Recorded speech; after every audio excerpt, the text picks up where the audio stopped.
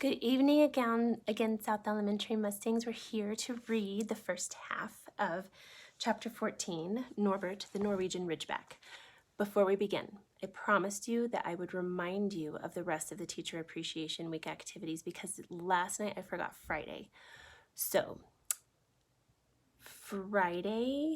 Thursday is wear your favorite sports gear, if you remember. Wednesday, which is today, so that doesn't help us much, but Wednesday was dress like your teacher, wear your teacher's favorite color. Tomorrow is wear your sports gear because our teachers hit the ball out of the park every day.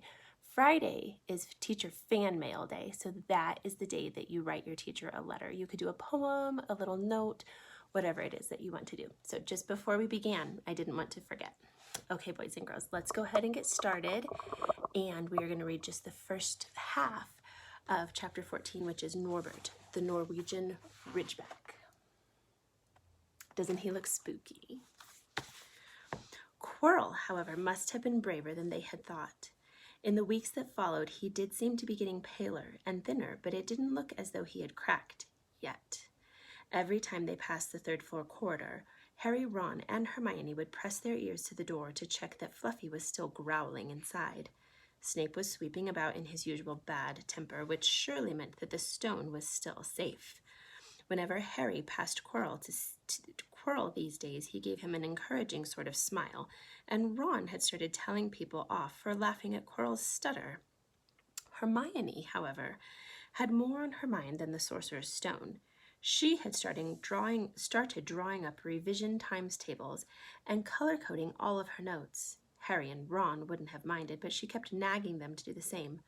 Hermione, the exams are ages away. 10 weeks, Hermione snapped. That's not ages. That's like a second to Nicholas Flamel. But we're not 600 years old, Ron reminded her.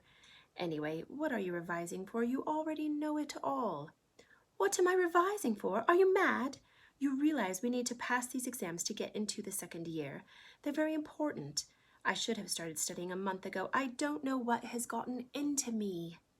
Unfortunately, the teachers seemed to be thinking along the same lines as Hermione. They piled so much homework on them that the Easter holidays weren't nearly as much fun as the Christmas ones. It was hard to relax with Hermione next to reciting the 12 uses of dragon's blood or practicing wand movements. Moaning and yawning, Harry and Ron spent most of their free time in the library with her, trying to get through all their extra work. I'll never remember this, Ron burst out one afternoon, throwing down his quill and looking longingly out of the library window. It was the first really fine day that they had had in months. The sky was a clear forget-me-not blue, and there was a feeling in the air of summer coming. Harry, who was looking up Dittany in 1,000 Magical Herbs and Fungi, didn't look up until he heard Ron say, "Hagrid, what are you doing in the library?" Hagrid shuffled into view, hiding something behind his back. He looked very out of place in his moleskin overcoat. "Just lookin'," he said in a shifty voice that got their interest at once. "And what are y'all lot up ter?" He looked suddenly suspicious. "You're not still looking for Nicholas Flamel, are ya?" "Oh, we found out who he was ages ago," said Ron impressively. "And we know what the dog's guarding. It's the Sorcerer's Stone." "Shh!" Hagrid looked around quickly to see if anyone else was listening. "Don't go shouting about it. What's the matter with ya?" "There are a few things we wanted to speak to you about, as a matter of fact," said Harry, "about what's guarding the stone apart from Fluffy." "Shh!" said Hagrid again. "Listen, come to see me later. I'm not promising I'll tell you anything, mind, but don't go rabbiting around it around here. Students aren't supposed to know. They'll think I've told ya." "Okay, see you later then," said Harry. Hagrid shuffled off. "What was that he was hiding behind his back?" said Hermione thoughtfully. "Do you think it had anything to do with the stone?" "I'm going to see what section he was in," said Ron, who'd had enough of working. He came back a minute later with a pile of books in his arms and slammed them down on the table. "Dragons," he whispered. Hagrid was looking up stuff about dragons. "Look at these. Dragon species of Great Britain and Ireland. From Egg to Inferno, a Dragon Keeper's Guide." "Hagrid's always wanted a dragon. He told me so the first time I ever met him," said Harry. "But it's against our laws," said Ron. "Dragon breeding was outlawed by the Warlocks Convention of 1709. Everyone knows that. It's hard to stop Muggles noticing us if we're keeping dragons in the back garden. Anyway, you can't tame dragons. It's dangerous. You should see the burns that Charlie's got off wild ones in Romania." "But there aren't wild dragons in Britain," said Harry. "Of course there are," said Ron. "Common Welsh green and Hebridean blacks. The Ministry of Magic has a job of hushing them up, I can tell you. Our lot have to keep putting spells on muggles who've spotted them to make them forget." "So what on earth is Hagrid up to then?" said Hermione. And this, boys and girls, is the picture on this page.